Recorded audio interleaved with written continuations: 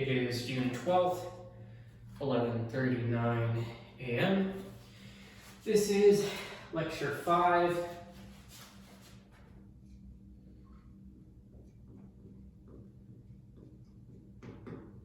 Parallel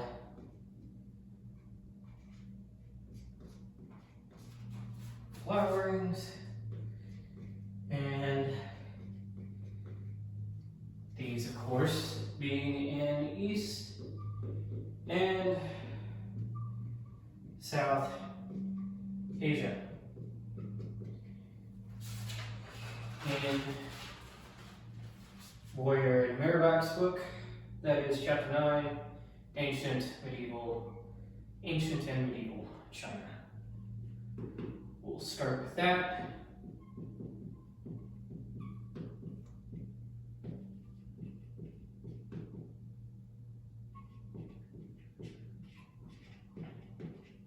Let me just check the camera real quick. Camera looks fine. So, civilization, what we're going to be going over as it relates to context and math history, is ancient and medieval China. Time period, roughly 14th century BCE.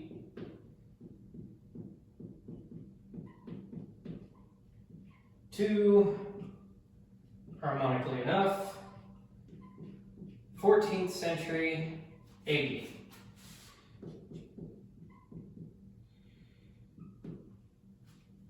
Figures that we're going to be encountering today, and whose pronunciation I will probably end up butchering. Zhou Gong with his calligraphical harmonics.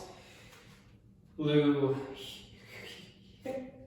Hui polygonal pi iteration. I'm so bad at pronouncing this. Zhu Shijie extreme position in pi. Qin Zhou Xiao congruence and indeterminate analysis. Liu Hui with his numerical patterns and root extraction. Zhu Shijie, symbolic, recursion, and binomial logic. From bamboo rods to jade scrolls, Chinese mathematicians didn't exactly, well, Chinese mathematics itself was not just written so much as it was enacted, similarly to how we saw the Mesopotamians develop their mathematical theory. Rooted in the earth, attentive to the heavens, its spirit endured dynastic collapse. Situated by necessity upon the Yellow River. Oh, that's not gonna work. Let me find the, oh, I thought I had an eraser. Ah, there it is.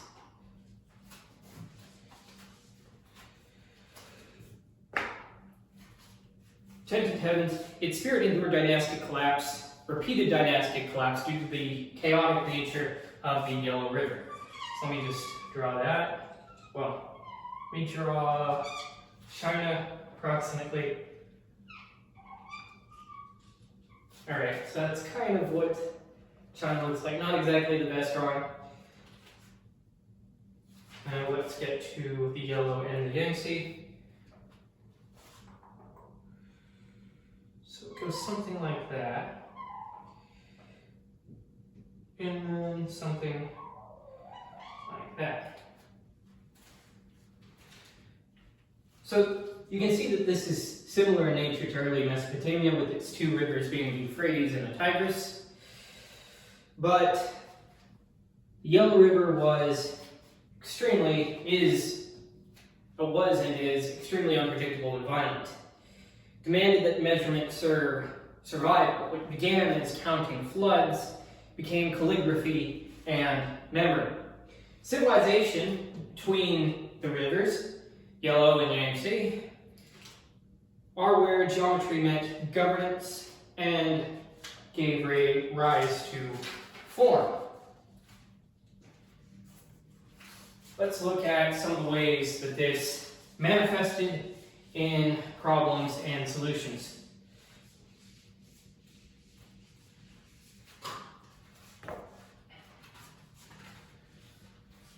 Let's ask ourselves, Can geometry approximate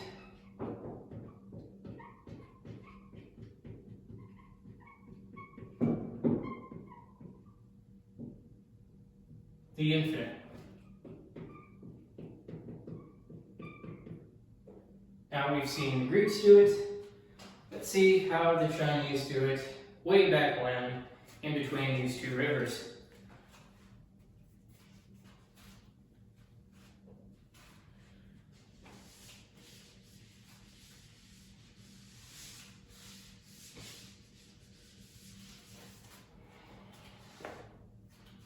So we begin with a circle, as a lot of things do, not for perfection, but for convergence. In an age without calculus,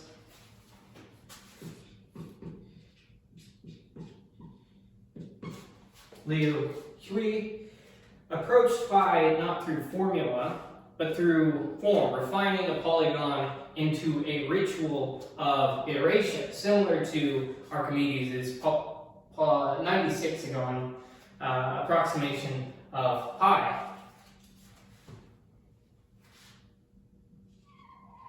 Here's O, P, Q,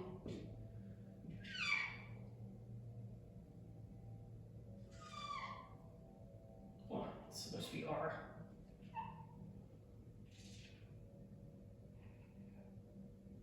Yeah.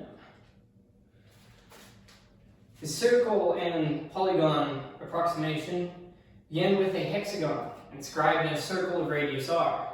Construct a triangle, PQM.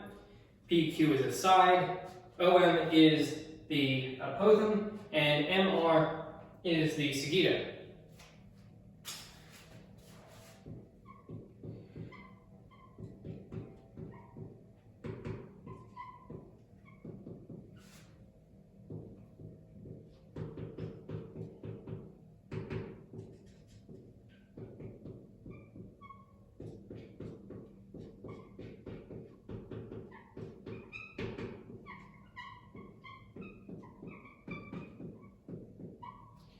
New side.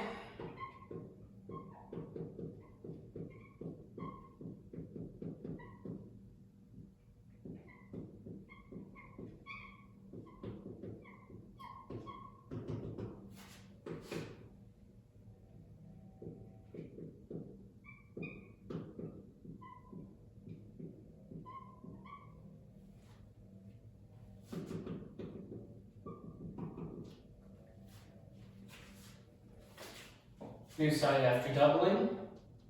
W squared is equal to V squared plus S over 2 squared. Simplified out. W squared is equal to 2RV. He doubled sides iteratively to reach a 3072 agon. To get that pi was equivalent to 3.1416. This wasn't group calculation per se, it was recursive refinement. Each triangle was a prayer, each iteration a deeper approximation of truth. He did not compute pi, he approached it side by side, line by line. This was not analysis by function, but by faith in the convergence of these methods. And we've seen this sort of thing before. We saw it with Archimedes. This time it's just more, well, 3,600 agon.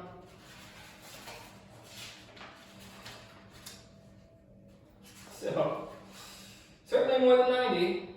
Oh, sorry, not 3,600. That's 3,072. 3,072 gone.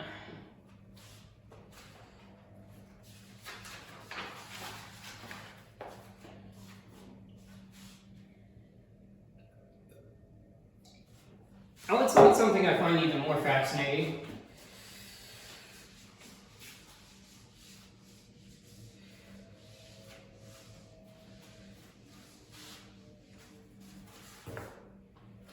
Can you solve equations without algebra?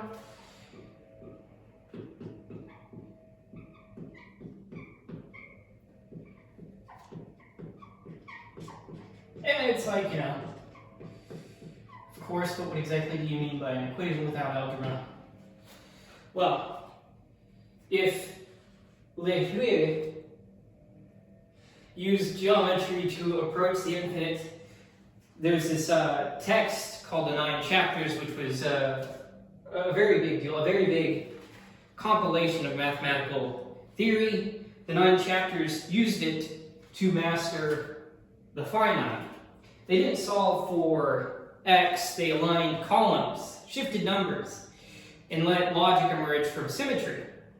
This was algebra without letters, mathematics embodied in structure, and which, you know, all mathematics is in a way. But to get more specific, we see a proto-Gaussian elimination process. So let's say we have a system of equations.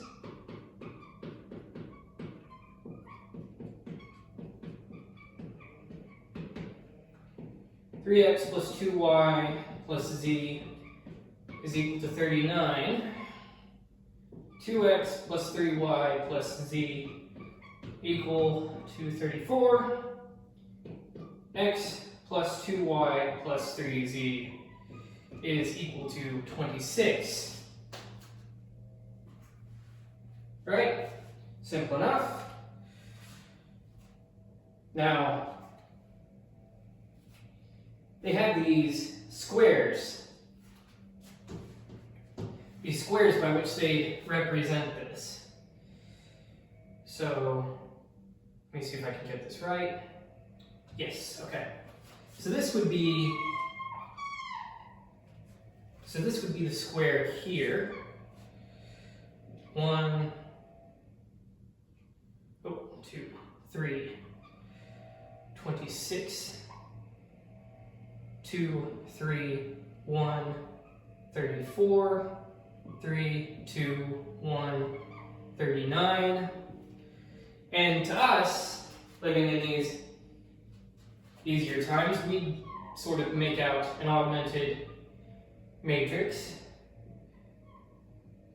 to capture this in the same manner.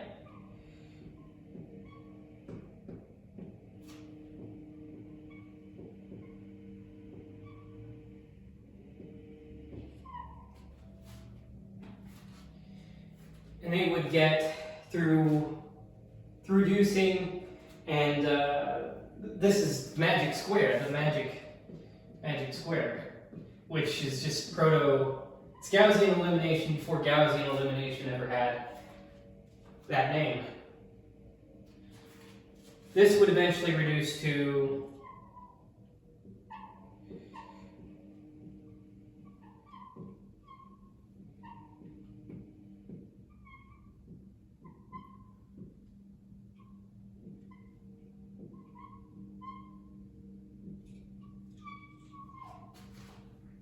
and similarly, with our augmented matrix, using column operations,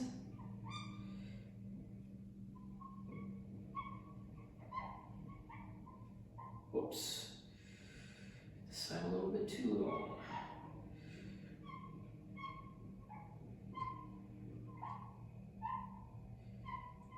There we go. So it's exactly like how, well, not exactly, not precisely like how Gaussian elimination was, but everything follows the clear algorithmic structure way before Gauss ever gave a name to it. So it wasn't algebra necessarily so much as it was just the architecture by which they could find this through simplification. Each rod that was used to make up these squares was placed not by notation, but by alignment, intuitive alignment. The solution emerged not from abstract variables, but from balance and elimination, a choreography of certainty, if you will. Algebra was here, but it was geometric, physical, and patterned. a ritual of clarity, not necessarily of pure calculation, though calculative it was. And another example of that will come with the next question we ask ourselves in the framework here.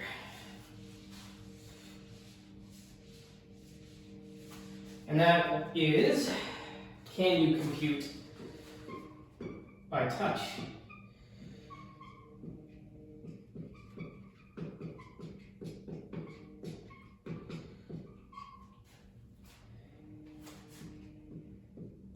You know, we noted in our approach to hunter-gatherer society perspectives on, well, the nature of math as was concerned the early forms of human mathematical achievement in hunter-gatherer societies.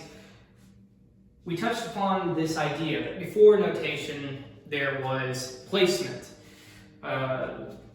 We have evidence of people marking tally marks on bones, and not just, just for the sake of cutting or whatever, but to actually mark things. Before abstraction, there was motion. The Chinese did not merely calculate, they performed mathematics with rods, hands, and intuition. So it was not writing so much as it was enactment upon a framework, and such is the case when we deal with the creation of the abacus.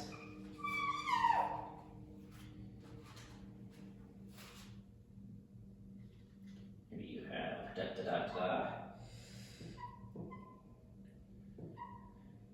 Now, it's not something I exactly grew up with, but it's still a big deal.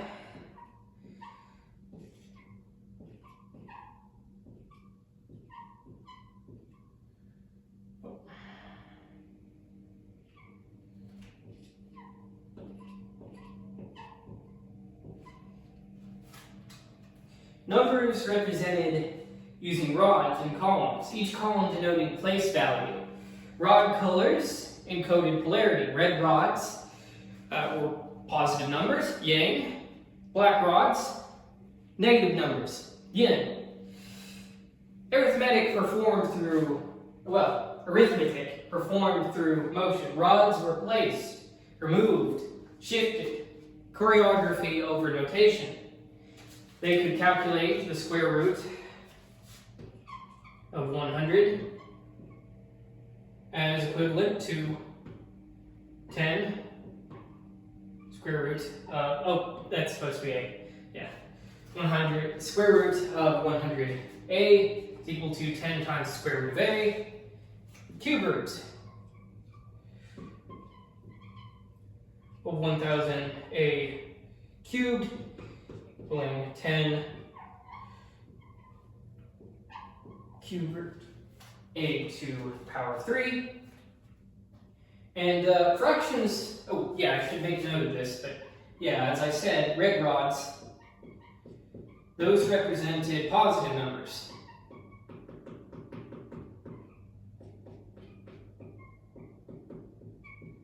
Labeled yang, like the yin and yang. Sort of,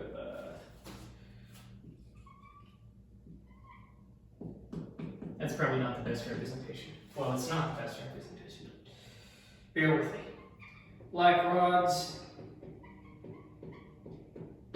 negative numbers,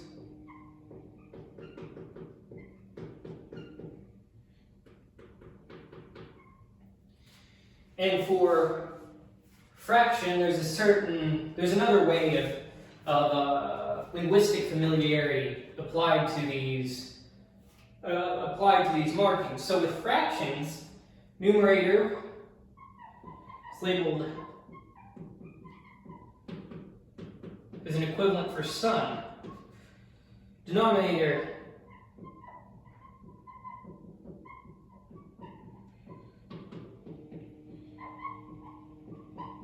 equivalent word for mother emerged within life system. Systems evolved into the bead-based abacus. This arithmetic was not on paper. It was arithmetic in motion. mathematics became choreography, as I mentioned. Hands moving with memory, rods aligned with place, polarity marked by color. The board remembered, the hands enacted, the math endured.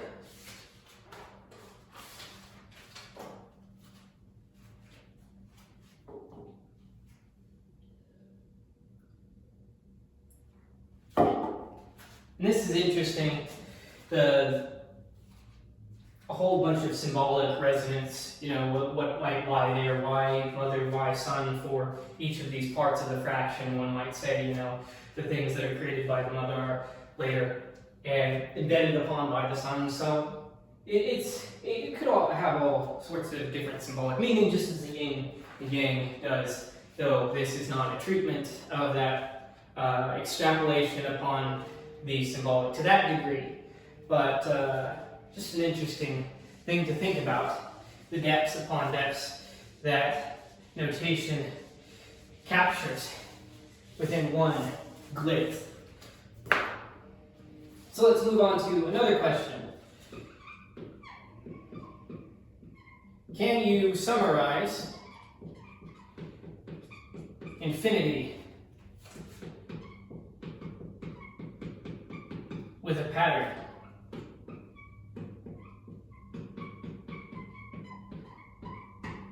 Some sequences grow too fast to count. Yet the Chinese found a way to contain them, not with calculus, not with variables in the way that we see them, but with symmetry, structure, and a mind that saw numbers as shapes.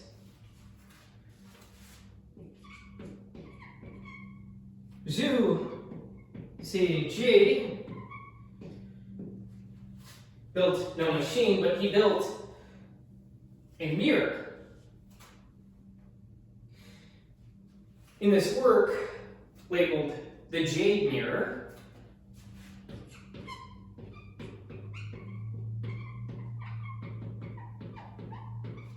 are found the following computations. First, a summation of squares.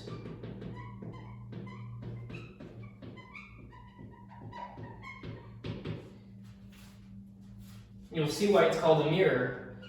It's very clever.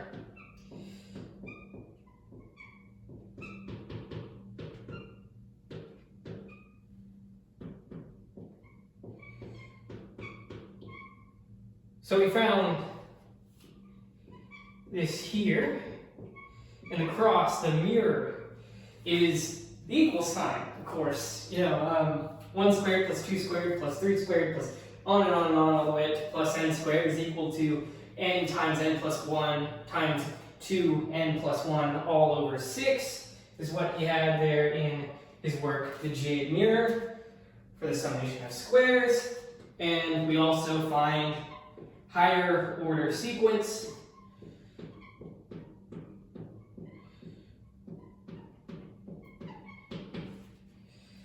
such that 1 plus 8 plus 30 plus 80. This goes on and on, this pattern here. That is equal to n times n plus 1 times n plus 2 times n plus 3 times 4n plus 1 all over 120. Let's just plug in n in here. N equals 3. 1 squared plus 2 squared, 2 squared plus 3 squared equals 14. It's equal to 3 times 4 plus 7 over 6. Let me check if that shows up. Yes, okay. That's kind of far away. But patterns were visually encoded into triangle diagrams that we'll look at. But these were not just formulas so much as ritual compressions. The idea of a jade mirror is an example, is a testament to that. Patterns were not decorative They were the grammar of reality, the syntax by which number bent toward meaning. A triangle of rods could speak like calculus, but without needing its name.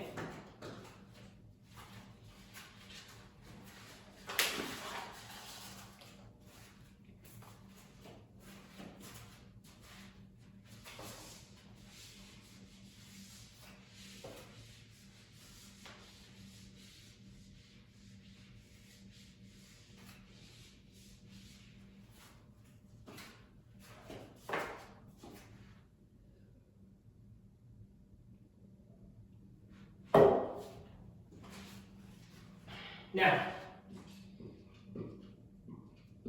can a triangle hold the cosmos? Conspiracy theory, Illuminati, yes, no. But after Liu Hui's circles, Zhu Shijie's coefficients, what if a shape could hold both structure and the soul of computational powers? What if we could get a lattice of memory, a recursive key? And here we find something that was later labeled Pascal's triangle. And I'll go ahead and write what's in the diagram here.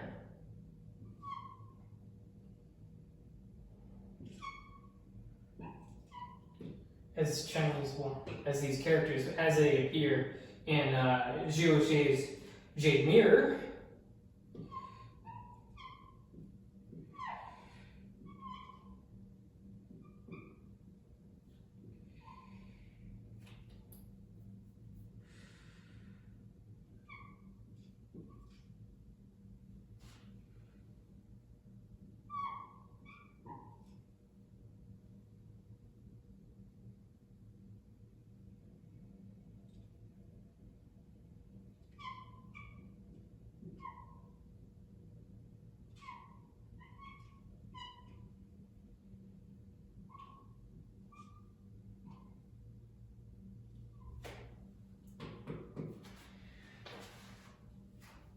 So the triangle, and you can look at Pascal's triangle, but this came way before that. It encodes coefficients of a plus b to the n.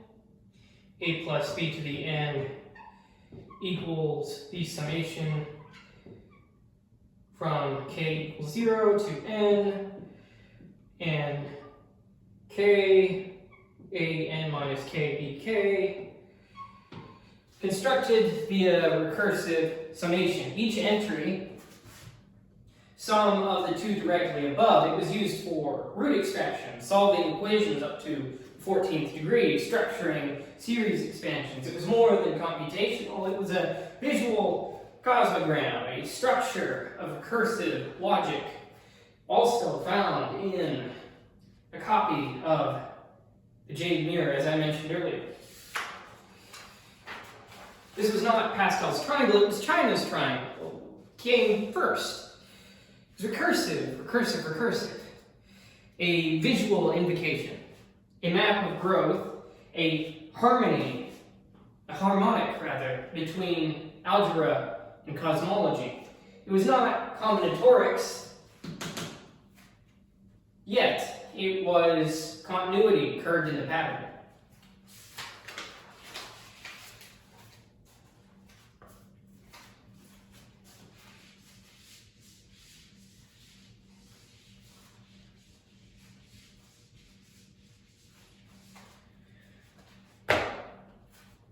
With these problems in mind and going into the next topic, it's important to note, to reiterate, these thinkers did not merely compute, they constructed engines of ritual of number, form, and survival. Chinese mathematics was not confined to abstraction, it was embodied, enacted in rods, encoded in patterns, visualized in triangles.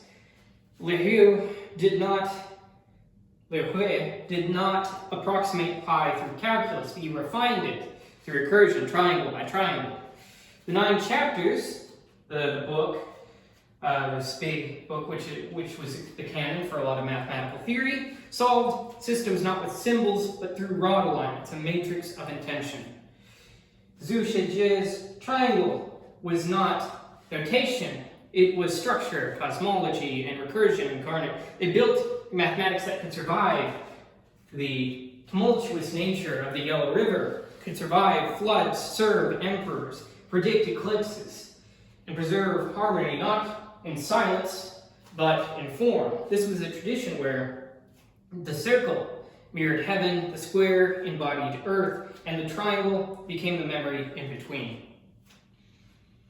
Chinese mathematics laid groundwork for Korea and Japan's numerical pedagogy. Later Islamic algebraic refinement, European rediscovery of symbolic logic, and modern recursion theory encoded in ancient geometry. This chapter does not end in convergence. It ends in a transmission of this knowledge. The rod does not fall, the triangle does not close, the mirror does not crack. It is passed, held in continuity, not conclusion, just as the identity of the people surrounding the Yellow River did as well. So imagine for a moment you are Zhu Shijie, not a theorist, a transmitter, no calculators, no variables, just rods, memory, and the shape of recursion. What will you encode and how will it endure?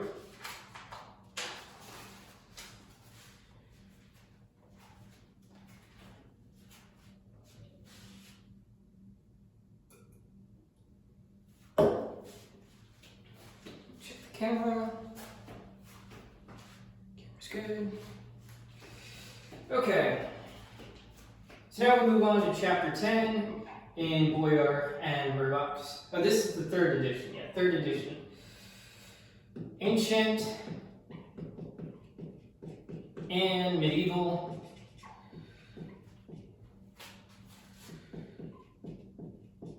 India. Roughly 800 BC to 680. Figures. Buddhaya with some Sulbasutra geometry. Brahmagupta with sine tables and rotation. Brahmagupta with algebra and quadrilaterals.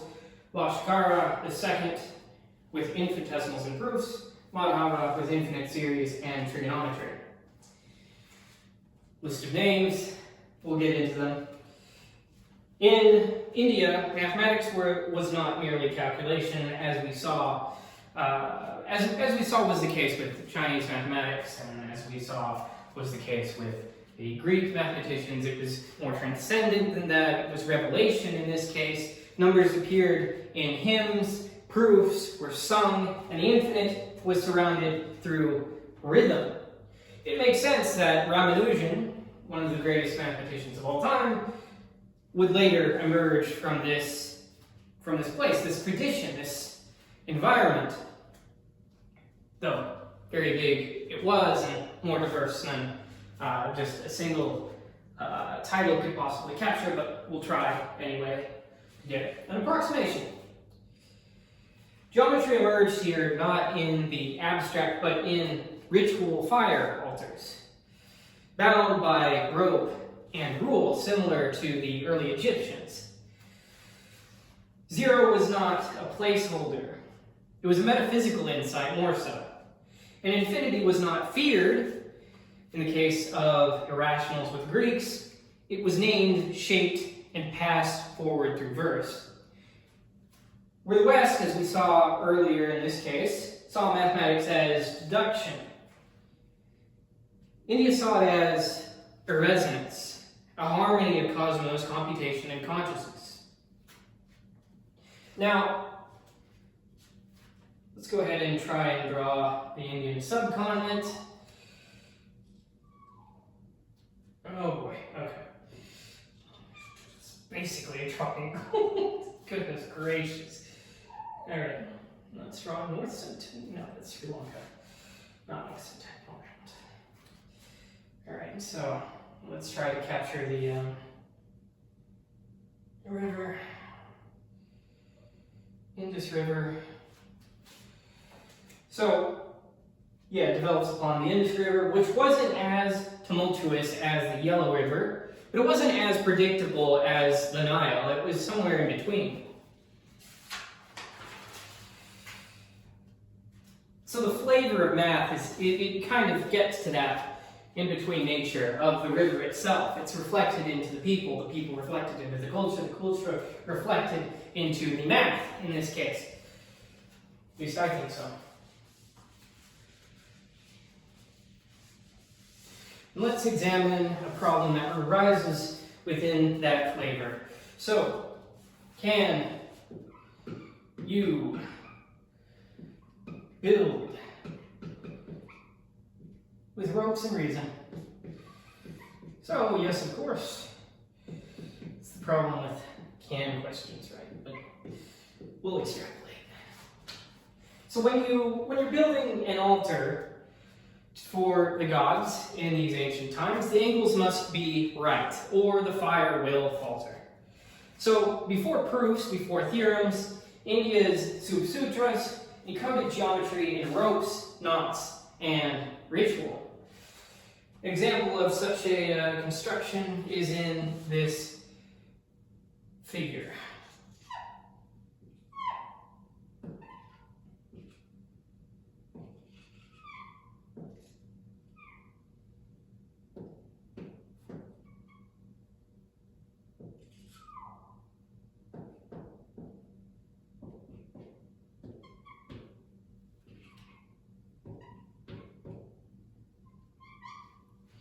Geometric construction of a square from a rectangle.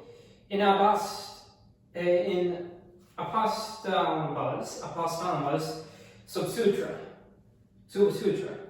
Rope stretchers use ratios like 3, 4, 5 to construct right rectangles.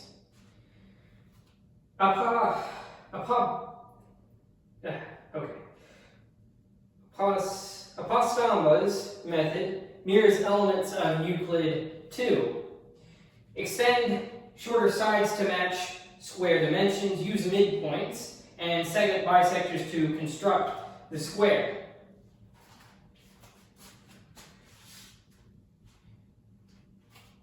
Well, might as well write these two parallels. Extend shorter sides to match square dimensions.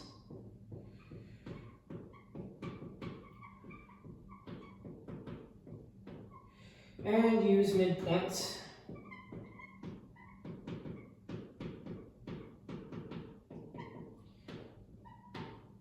and segment bisectors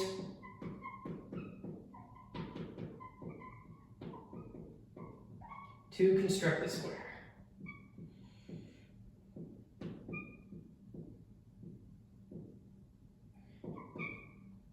Now, not exactly an isomorphism to Euclid 2, but certainly a nice similarity.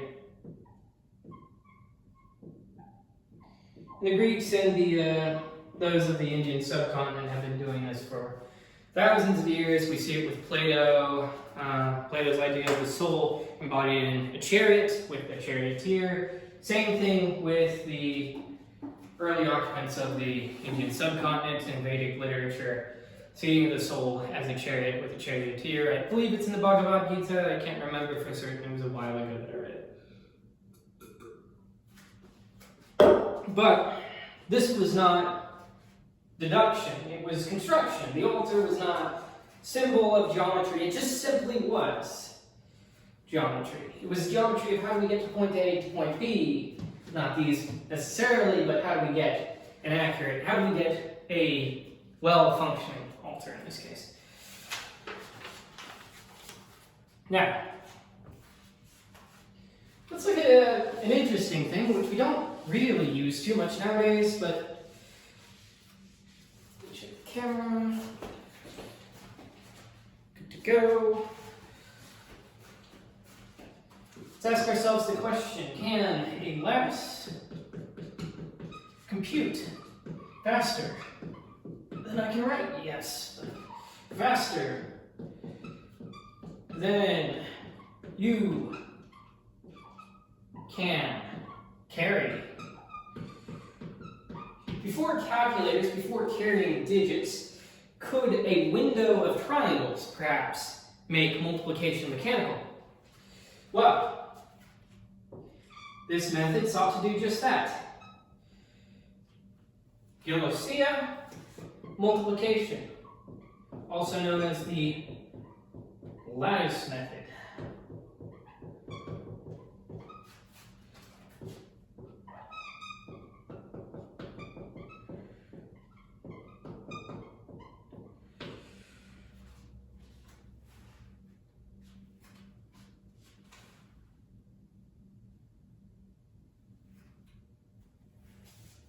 Let me see something real quick.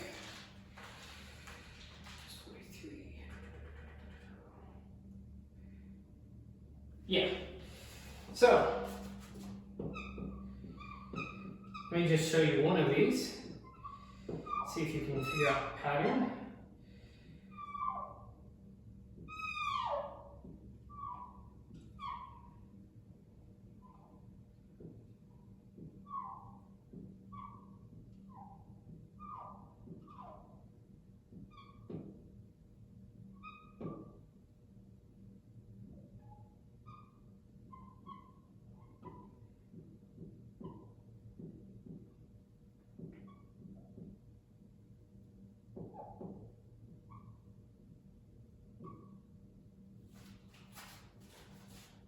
So there's one.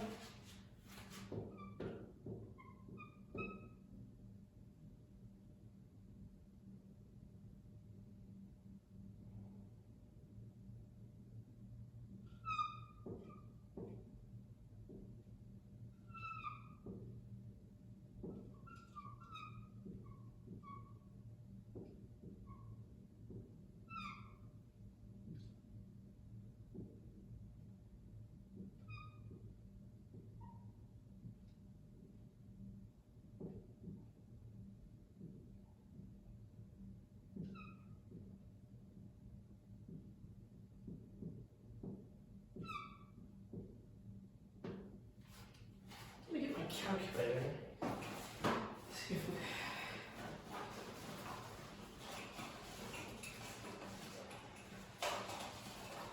This is going to be a scientific calculator. Let's see how accurate this is.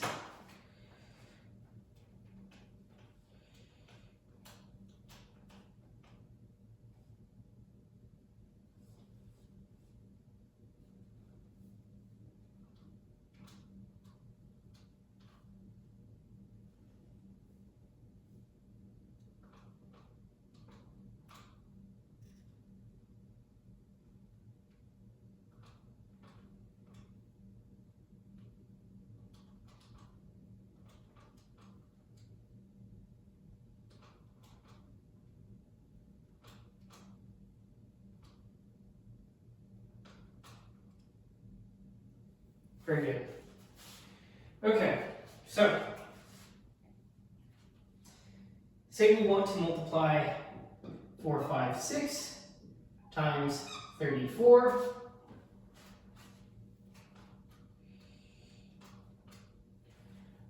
Well, you could use these triangles within this square, within this Gelosia, which by the way was the way that they came up with the name.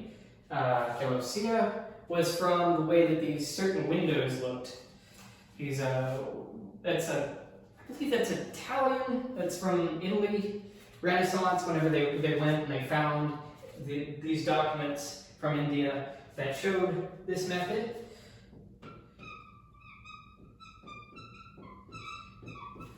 And this is accurate. This is accurate. You could use this.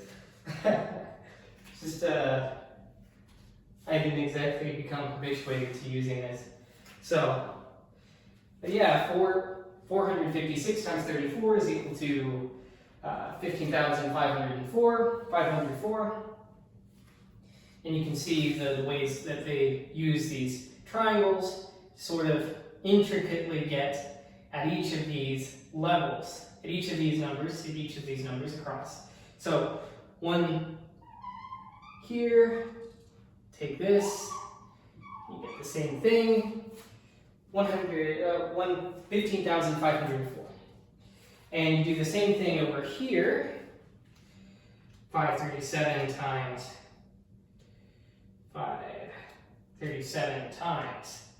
21. Whoops, wrong one. 537 times.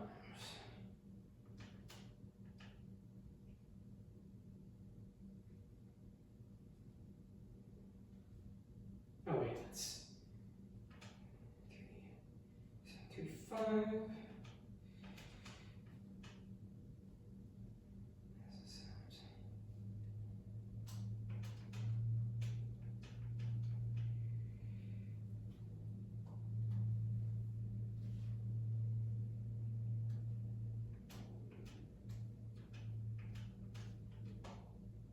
Yeah.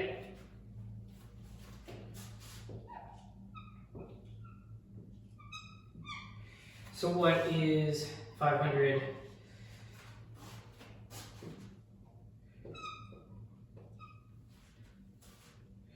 Yeah, you use concatenation.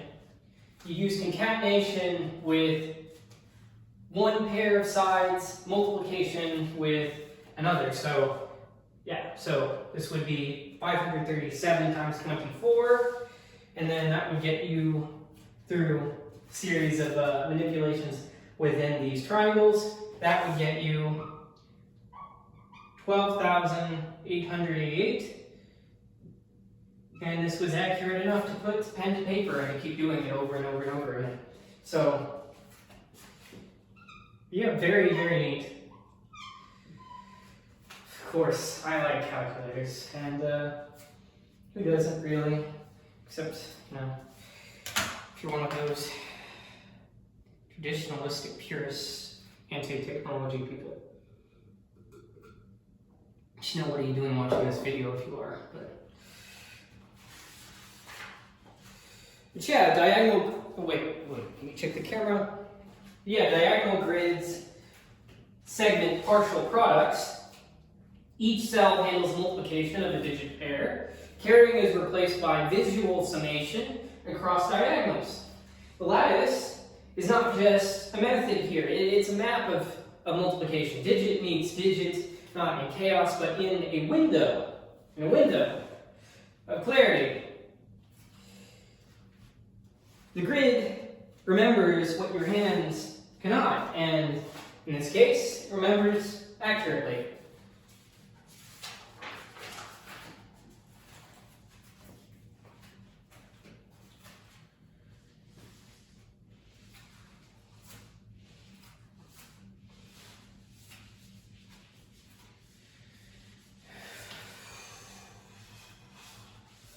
And yeah, you saw a 0 there. That's because they did come up with 0. Insofar as we can trace any sort of canonical discoverer of 0, there are some signs across different civilizations of them getting there. Some of them just kind of represented it with an empty space, some of them just with a dot. 0 came about. Some say it's because of an egg shape. This was sort of based on the shape of an egg. It's not really clear. You know, something from nothing, an egg kind of gets at that idea. So it makes sense that 0 would be shaped like an egg. But it's just kind of theory. Well, theory this is a book of theory, but more so, you know, theory. As in conspiracy theory, but, you know, there's no conspiracy in naming in shaping 0 after an egg, but, you know, at least, I don't know how you rule the world with that. But let's let's move on to a different notion, different problem, different solution. Can you divide with just the structures of a boat? Can you divide with a boat? Long division, it can feel tedious, but once it was theoretical, shaped like a galley ship, carved into the page. And so they came up with this galley method of division. So let's look at long division in one instance. So pedagogy, it would have made sense to do this for the previous problem, but say what be. So for 44,977 divided by 382, and long division would tell us through time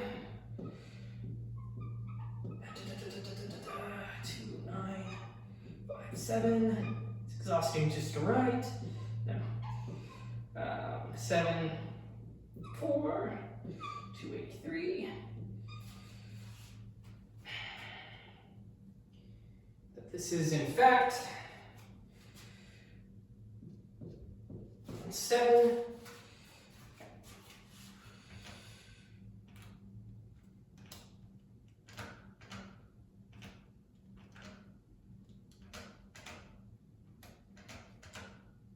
Oops.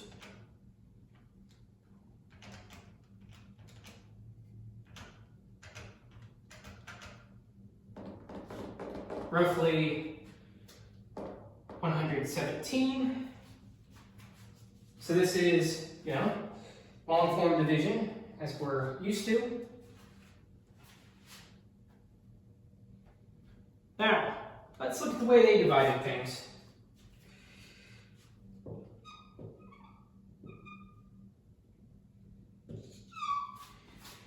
And this is going to be weird. Okay, but oh, it needs more space. Okay, I need more space to write that.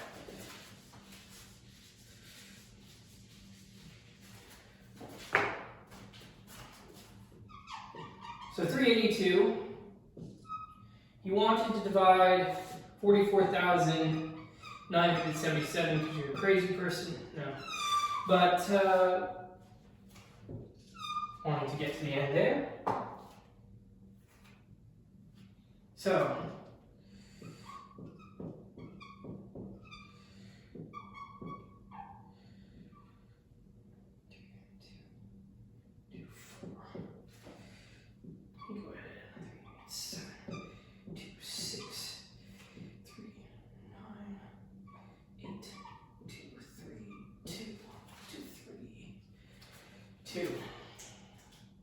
subtractions appear above and below the central dividend. Galley shape mirrors the logic of recursive subtraction. Visual placement matters, difference is above, sutra ends below. So you mark these out as you went along. I'm not doing it in proper order, but just to sort of get the idea going. Let's go ahead and mark some of these out.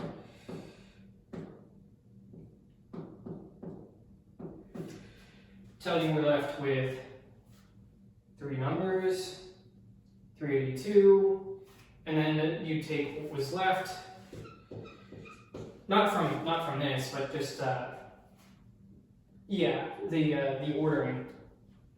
So each division was an art form, symmetrical, recursive, and spatial. The quotient sails of our ship here from one reduction to the next, carried not by rules but by rhythm.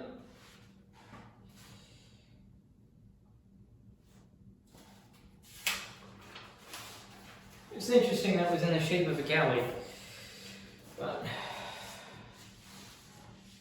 or at least that was just the parallel that people were able to draw. Now, let's ask ourselves another question. Can you square?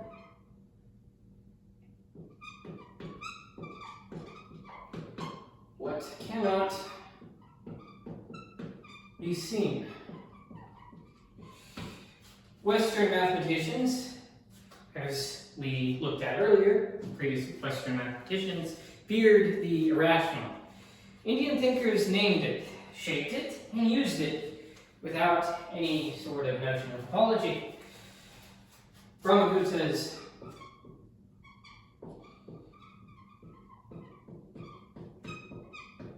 algebra and area formulas are a good example of this.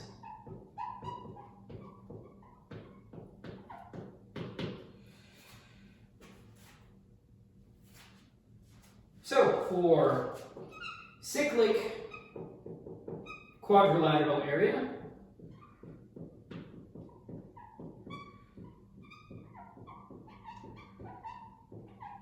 yeah, k is equal to square root s minus a times s minus b times s minus c s minus d.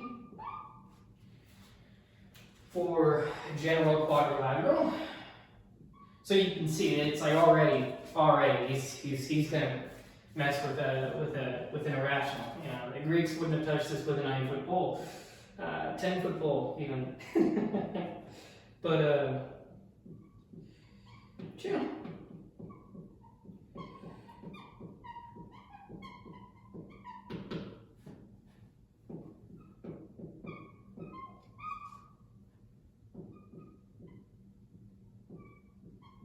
Oh yeah, this is what we found for general quadrilateral area. This is what he found for cyclical. Yeah, I think he thought that this was just the way to calculate area of a quadrilateral in general. But later on, we found that that was kind of a mistake. He thought this was general, but it's not. But he got pretty close. It's just like, how could he have seen ABC, A times B times C times D times cosine squared alpha? You know, how could he have seen that coming? I mean, he probably could have seen it coming, but he didn't. But anyhow, he embraced rational roots, negative solutions, and even division involving 0. Though inconsistently, he thought that A divided by 0 was equal to A, you know, which is heresy insofar as modern stuff is concerned these days. And it doesn't really pop up a lot, this notion of his that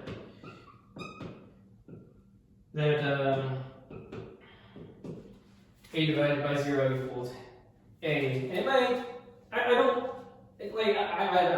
know how this could have been. There's reasonings that he comes up with later, I'm sure, within his works, but anyway, like, either way, where others hesitated, Brahmagupta advanced, even with the chance of inaccuracies, even with mistakes possible. He did not debate whether rationals existed, he built with them. Not certainty, but a courage is the foundation of algebra.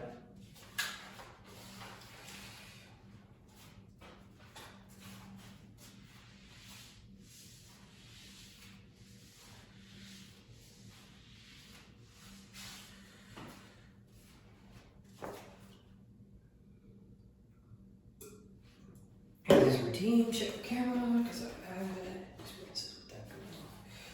So, let's ask ourselves another question. Can the infinite be solved with a name? What a ridiculous question, right? Europe speaks of Newton, of Leibniz, of calculus.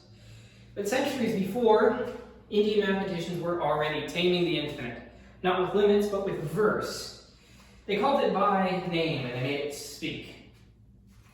And so we turn in topic to Madhava and the Kerala school, named after the area. So it's like how Greek philosophy can look like Ionian, and this is similar. It's just named after the place. Like India and China are these big places with lots of people. And so we shrink these down into 2 chapters simply because it's just the inconsistency of what we're able to maintain. You have like book burnings in China, and stuff like that throughout time. We'll get more into that, but just for now, let's look at Madhava and the Kerala School of Mathematics. So no temples, no diagrams. They just used, well, just palm leaf manuscripts are what we have, and recursion. So the time frame we're looking at for this school, 14th to 16th centuries. We just sort of rushed through the centuries. And this is in southwestern India. Madhava developed this approximation of pi over 4, which was, as he saw, was equal to 1 minus 1/3 plus 1/5 minus 1/7, and on and on and on. This oscillation in between adding and subtracting 1 over insert odd number. He also expanded. This is where we get sine from.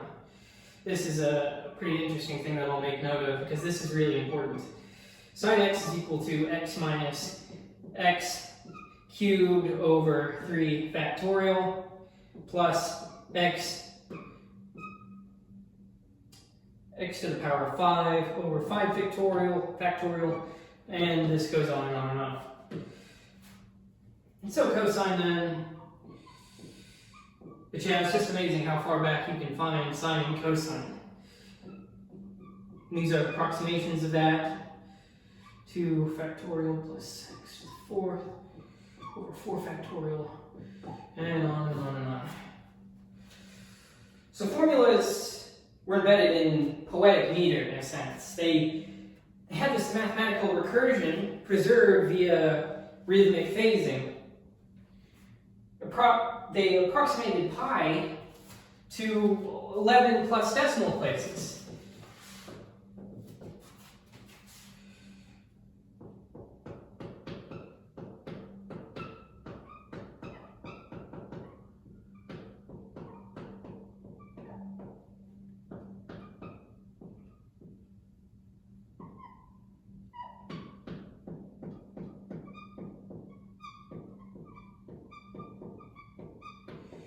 They used arctangent convergent corrections, and recursive finite differences to refine sine table entries. There's no notion of sine really before them. We saw earlier with the ancient Greeks the notion of chord. But let's get a bit of a closer look at that. A bit of a closer look at the origin of sine. Not sin. You could just read Genesis for that. But sine, well, we'll turn to the Indians for that. So, they defined sine of theta as the length of the half chord of a circle.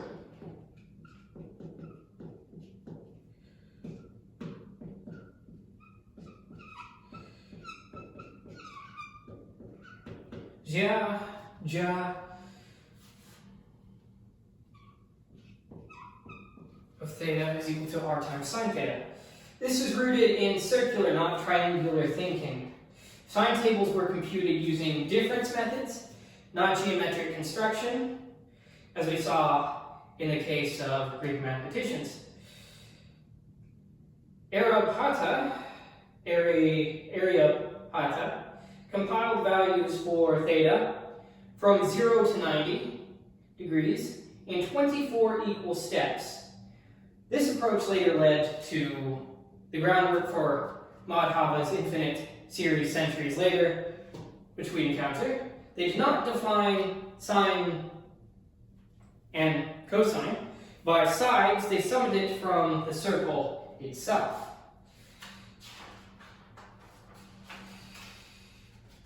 And this is an interesting insight that I'll get into here on how it affects the approximations of pi. Archimedes, roughly 250 BC, approximated pi to be 250 BC. He approximated pi to be between 223 and 22/7. He used a geometric method with a 96-gon perimeter estimate accuracy up to 2 decimal places. Madhava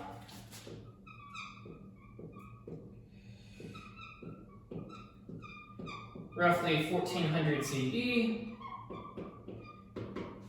used infinite arctangent series with corrections, approximations. Approximated pi to 11 digits, 11 plus digits. It's just that, you know, what we have available is kind of iffy. 3.14159265359. So Archimedes encircled pi. Madhava summoned it, in a sort of resonance pattern, getting these reverberations and fixing it like you're carving something out of stone. These Indian mathematicians, they didn't define limits. They didn't name convergence, but they sang the infinite and listened as it answered back in decimals. So it's not just approximation. It was a type of approximation. It was invocation. Infinity arrived not by proof but by verse. And so to close, in India, mathematics was not abstracted, it was evoked. It emerged from fire altars, from lunar cycles, from poetry and planetary motion. The Sulbasutra rope stretchers, they didn't draw lines, just draw lines. They consecrated the rope. The lattice method of multiplication was not just a trick, it was a ritual window. Brahmagupta did not fear the irrationality of numbers. He gave it form, gave it rules, and let it live. The Kerala school did not define convergence. They sang it digit by digit. Indian mathematics threaded together ritual and recursion, verse and verification, the physical and the philosophical. While the West sought certainty and proof, India sought continuity and pattern, not to dominate number, but to harmonize with it, rather. This was not just a body of results to them. It was lineage, a resonance, a memory handed down in palm leaves and planetary arcs. So to compare, from the Greek point of view, number is perfection, geometry is proof, irrational as disruption, Chinese number as ritual, computation as continuity, memory encoded in form. The Indian perspective, then, we can see as number as vibration, mathematics as reverberation, as resonance. The infinite is invoked, not feared. Each civilization did not merely compute, it expressed its metaphysics in method. So, picture this. You are Bhaskara, or Madhava, or the anonymous voice behind the Sulbasutra. No symbols, no algebra, just recursion, ritual, and the desire to name the infinite. What will you encode, and how will it endure? And that is pretty much it for this lecture.